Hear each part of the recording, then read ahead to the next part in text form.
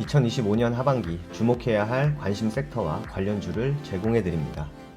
반갑습니다. 허브경제TV입니다.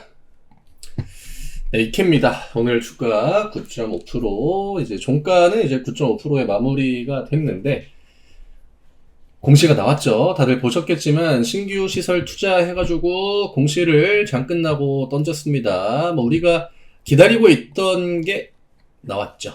네. 보셨겠지만, 신규 시설 투자해가지고 항아리튠, 마더플랜트, 데모플랜트가 아닙니다. 이 마더플랜트라고 하는 거 대부분 알고 계시겠지만, 이거 화면이 잠깐 나갔네요.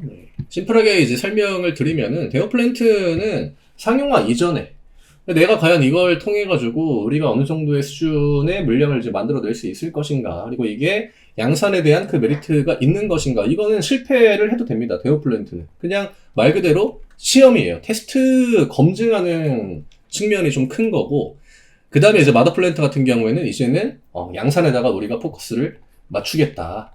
이번에 그 투자 금액을 보면요, 자기 자본 대비 거의 한 70%를 투자합니다. 제가 과거부터 이야기 드렸지만 전고체 시장은요, 아직 시작도 안 했습니다. 개화기죠. 우리가 지금 AI 쪽이 되게 많이 이렇게 산업이 발전되고 한 것 같지만, 저는 AI 산업도 진짜 그냥 말 그대로 초창기라고 보거든요. 그러면 전고체도 어쨌든 지금 단계에서 기대감이 점점 더 강해질 수 있는 섹터 중에 하나입니다. 제가 전날에 바이오가 움직인 거에서 우리가 많은 힌트를 좀 얻어야 된다. 뭐였죠? 금리 인하에 대한 기대감이 미국 시장에 고용 쇼크가 한번 나오자마자 바로 진짜 그냥 우리나라 시장으로 들어왔습니다. 그리고 이 금리 인하에 대한 기대감은요, 바이오가 왜 먼저 반응하는지에 대해서도 제가 설명을 드렸잖아요. 미래에 대한, 조금 더 성장에 대한 기대감이 큰 섹터. 대표적으로 우리가 언제를 떠올리면 되냐면 코로나 때를 생각하면 됩니다. 코로나 때 정말 말도 아니었죠. 그냥 얘네들은 좀 성장에 대한 기대감이 좀 더 크다. 이게 시장이 안 좋으면요, 우리가 경기 방어주 그쪽으로 대부분의 그 자금들이 잘 유입이 되죠. 왜냐? 방어하려고 하는 성격이 강하기 때문에 우리가 어쩔 수 없이 사용해야 되는 그런 물건들을 팔아가지고 돈 버는 기업들. 대표적으로 담배나 아니면 음료수, 라면 이런 것들. 우리가 경기가 안 좋아진다라고 해가지고 그런 생필품 같은 거를 안 쓸 수가 없잖아요. 지금은 명확하게 그 반대의 시장이 되고 있다라는 거예요. 제가 2분기는 실적에 대한 그 장세가 메인이었다라고 하면 3분기는 기술주 위주의 장세가 될 확률이 높다라고 이미 한 달, 두 달 전부터 앵무새처럼 노래를 부르고 있었고, 지금 8월 넘어오자마자 바로 금리 인하 기대감 들어오고, 전날에 바이오 반응하고, 오늘 또 뭐가 나왔습니까? 에코프로 PM의 실적 이슈가 나왔습니다. 제가 전고체가 움직일 수 있는 그 퍼즐에 대해서 여러 차례 설명을 드렸거든요. 결국 2차전지, 그 다음에 양극재 기업들, 우리가 과거의 패턴들을 보면 전고체가 움직일 수 있는 여건이 만들어지기 직전에 대부분 다 양극재 종목들이 좋은 흐름을 보여줬습니다. 이게 어떻게 보면은 이케한테는 트리거예요. 그리고 주가에 대한 트리거는 우리가 이미 6월 26일 날 확인을 했죠. 제가 이때부터 이제는 움직일 수 있는 그 각이 만들어지고 있다. 이게 또 2분기 끝자락에 나왔잖아요.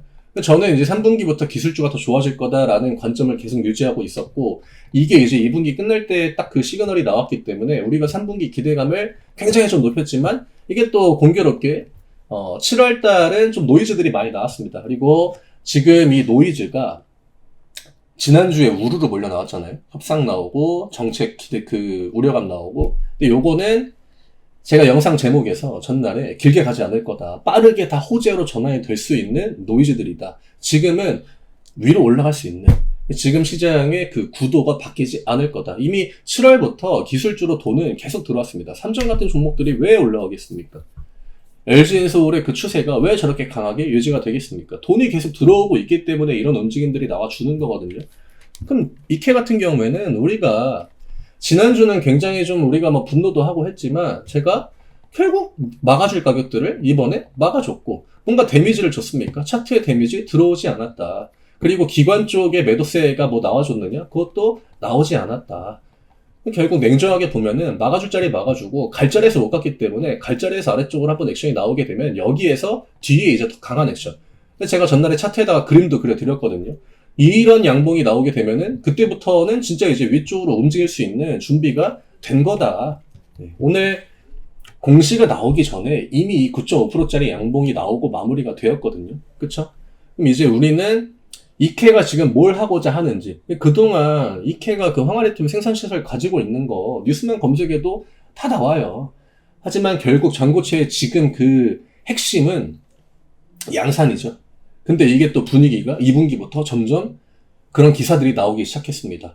누가 뭐 양산에 대한 이제 준비를 진짜 좀 실질적으로 해 나가고 있다. 우리가 기존에는 단순하게 기대감 혹은 테스트 여기에서 그쳤다라고 했지만 이게 최근 들어가지고 다 이제 어떻게 라인을 만들어 갈 것이며 전고차를 어떻게 전고체 배터리, 자동차를, 전기차를 어떻게 상용화할 것이며 여기에다가 포커스를 둬야 된다라고 이야기를 드렸거든요. 그리고 전고체에 대한 기대감이 가장 좀 이렇게 강하게 들어올 수 있는 시기는 우리는 처음부터 하반기라고 봤습니다.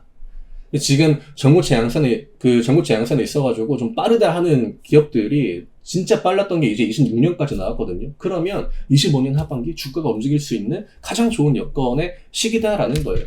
다만 이런저런 노이즈들이 막 들어오다 보니까 주가가 같은 자리를 넘어가지 못했고, 제가 결국에는 이 44,000원과 45,000원 라인 위쪽으로 다시 한번 올라오게 되면 그러면 이제는 준비가 좀 끝났다라고 볼 수 있기 때문에 주주분들은 이 가격 위로 종가가 올라오는 것만 좀 기다리면 된다라고 이야기를 드렸던 거고, 공시가 지금 뭐 넥스트레이드가 12%, 13% 왔다 갔다 하고 있는데, 저는 굉장히 많은 그 시그널을 오늘 공시를 통해서 던져줬다. 이 정도의 투자를 한다?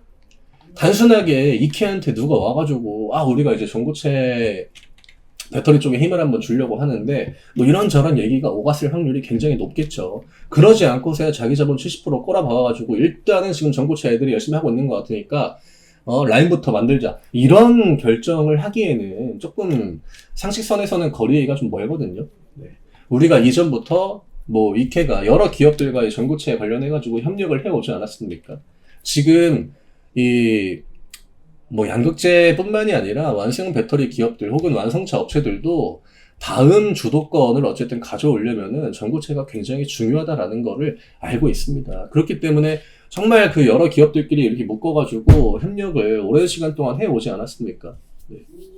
기다렸던 이슈가 나온 것 뿐이고요. 그리고 우리는 이제 전고체의 단계가 이전에 그냥 이수학 때부터 기대감, 꿈의 배터리 이 단계를 올해 이 딱 중반을 기점으로 넘어가고 있다라는 거를 인지를 하고 있었기 때문에 그에 맞게 이케도 딱 좋은 타이밍에 이제 생산 시설을 좀 갖추는 게 아닌가, 이 정도로 보시면 될 것 같아요. 주가는 반응을 할 것 같고요. 뭐 오늘 넥스트레이드 거래가 어느 정도로 끝나는지는 저는 그렇게 크게 중요하지 않다라고 봐요. 어차피 아래쪽으로 소화해줘야 되는 그런 흔드는 과정들 저는 얼추 다 마무리가 되었다라고 오늘 장중에도 이제 보고 있었는데, 자리 만들어 놓고 바로 이슈가 나오지 않았습니까? 이러면은 5만원 구간까지 최대한 빨리 좀 시도를 해주고 중간 자리는 올라오기 어렵지 않습니다.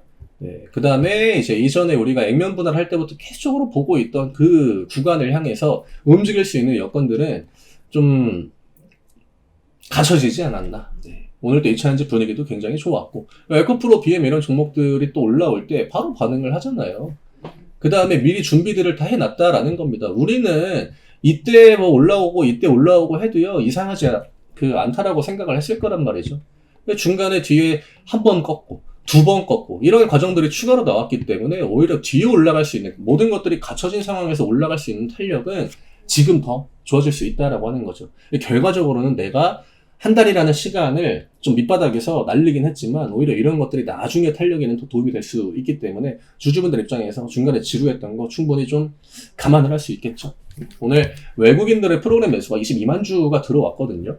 22만 주가 들어왔던 게 7월 18일입니다. 7월 18일이 언제냐? 앞에 만들어놨던 이 캔들이에요. 그 뒤로 기관도 마찬가지고 외국인도 마찬가지고 우리가 수급에 대해서 우려감을 가질 만한 그런 그 데이터들이 차트랑 맞게 안 나왔거든요. 그쵸? 차트는 뭔가 막 무너지는 것 같고, 액션을 아래쪽으로 또 지루를 만드는 것 같고, 하지만 데이터는 변하지 않았다라는 걸 알고 있었습니다. 네. 오늘 연기금이 크게 반응을 안 했는데, 아마 내일 정도부터는, 그러니까 내일 이후부터는 이제는 기관 쪽도 힘을 줘야 되는 영역으로 들어오거든요.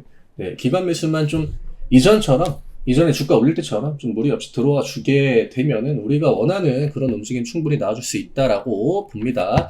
이제 매물 소화로 올라간다라고 봐야 돼요. 위쪽에서 변동성이 어떻게 나오든지 그거는 우리한테 그렇게 막 중요하지 않습니다. 그냥 최대한 거래량 좀 빨리빨리 터트려주고, 거래대금 많이 실어주고, 그 다음에 이제 종가가 어느 정도 형성이 되고, 그 다음에 윗꼬리가 어디까지 나오고, 이런 부분들 체크하게 되면은 우리가 원하는 구간까지는 편하게 갈 수 있을 겁니다. 오늘 또 영상이 또 길어졌네요. 주주분들한테는 굉장히 또 반가운 이슈가 나와줬고, 결국 이제 기존에 우리가 이케한테 기대했던 것들이 지금 하나둘 시장에 깔려주고 있기 때문에, 편하게 좀 보시면 될 것 같습니다. 지금 아래쪽은요, 유동성을 굉장히 머금고 있는 구간입니다. 우리가 그런 것들 다 베이스로 깔고 보고 있던 거고, 그렇기 때문에 좀 기다리는 구석이 있던 거거든요. 이제부터는 좀 재밌는 그런 움직임을 기대해 보셔도 될 것 같아요. 저희 텔레그램 아직 안 들어오신 분들 아래쪽에 남겨드린 링크 누르시면은 또 편하게 들어오실 수 있죠. 저희가 매번 이제 그 매일같이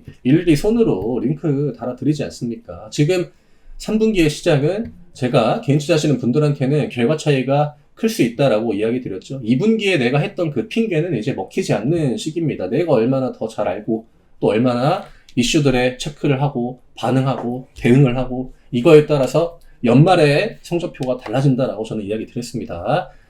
들어오셔가지고 많이 활용하셔서 같이 좋은 결과 만들어 나가시면 좋을 것 같아요. 저는 내일 다시 또 인사드리도록 하겠습니다. 감사합니다.